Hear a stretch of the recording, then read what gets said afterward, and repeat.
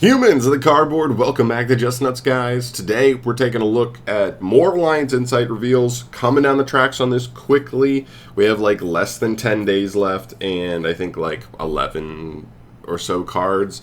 And we have one interesting one here. So let's get into this thing. So this is a brand new spell card from Alliance Insight. It's a normal spell called Chaotic Elements. You can only use its first and second effects once per turn, and here's how this card rolls. You can add one level 5 or higher light or dark pyro or aqua monster from your deck or graveyard to your hand. Then, if you have 3 or more pyro and or aqua monsters in your graveyard, you can destroy one card on the field. Second effect, if your opponent controls a light or dark pyro or aqua monster, you can banish this card from your graveyard, then target one monster your opponent controls, take control of it until the end phase. Well, here we go. This is an interesting card. It's not a bad card. Listen, this is a Rhoda, and while some Rhodas are, actual Rhoda, which searches any level 4 or lower warrior, a ton of good targets, or Bonfire, a good heavy amount of good targets. This one's a little more restricted. There's not many targets. In fact, I already just did a quick search on Yu-Gi-Oh! Card Search just to show you guys the targets that are even possible. And there's 2 archetypes that really do anything. The first one is Tistina, which there's a couple of targets. The question is, how easy are these cards to get on field? Because you can search Crystal God Tistina, Demigod of the Tistina, and I think there's one more down here. Yeah, Tainted of the Tistina. Listen, we know Tistina's not that good, but you get 3 searchable targets, so potentially like a decent Rhoda card in their strategy. And of course, you got to respect the bonus effect, where in a situation where you are able to fill up your graveyard a little bit, being able to also get the bonus pop is really nice. And even with the other, well, you'll see. The other target would be Ashened, because there's actually a couple there as well. You have Hero of the Ashened City, you have King of the Ashened City, and let's see, I think there's one more on this side. Oh yeah, and Vados himself. So there's a couple of interesting targets for them as well. That's basically it. There's Helios Duo and Helios Trees Magistus. And then as far as, like, I guess slightly more generic targets, you do have Incantation Chalice Lime that you can search off of this, because this is a Dark Aqua.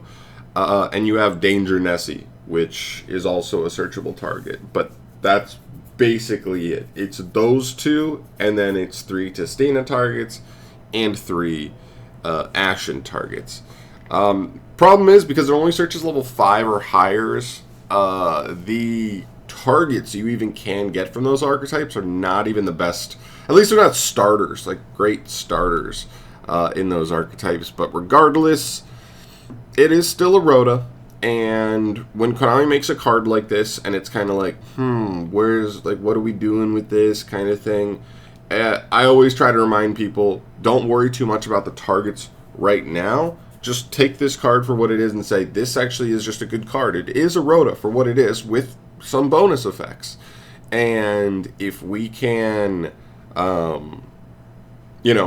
if we can be patient, these are the kind of cards that when this comes out, you're like, what are we doing? This doesn't make Ashened or Tistina better. And then, like, in the next 3 months, or in the next core set, whatever, they give really good support to stuff like Ashen and Tistina, and then you're like, oh, that card makes a lot more sense now. That card's actually like a staple 3 of in those decks now, because it's searching the deck's best cards, and you know what I mean. It comes full circle. It makes perfect sense. So just be patient with it, because this is the exact kind of situation where if you call it poo because the targets aren't great, even though you're like, this is just a good card.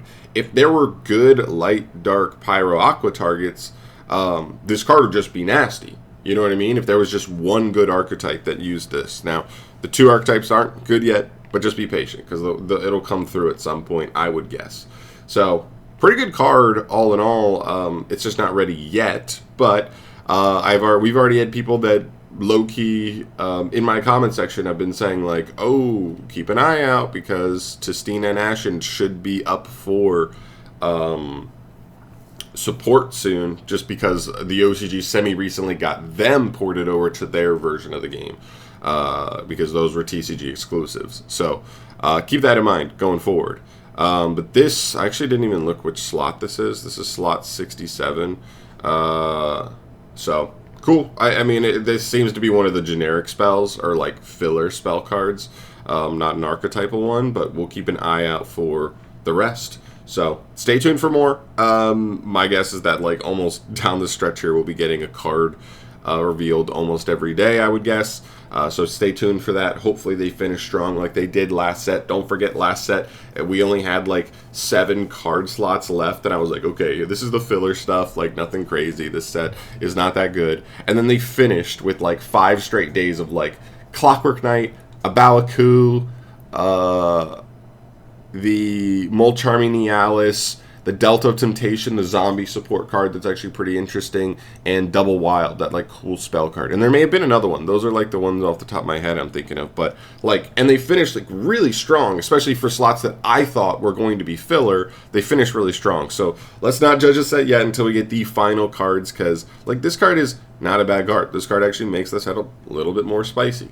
So just keep it in mind. But I'll see you guys in the next video. Thank you so much for watching. As always, guys, subscribe to the channel to stay up to date on all things Yu-Gi-Oh! News going forward. I'll catch you in the next one. Peace.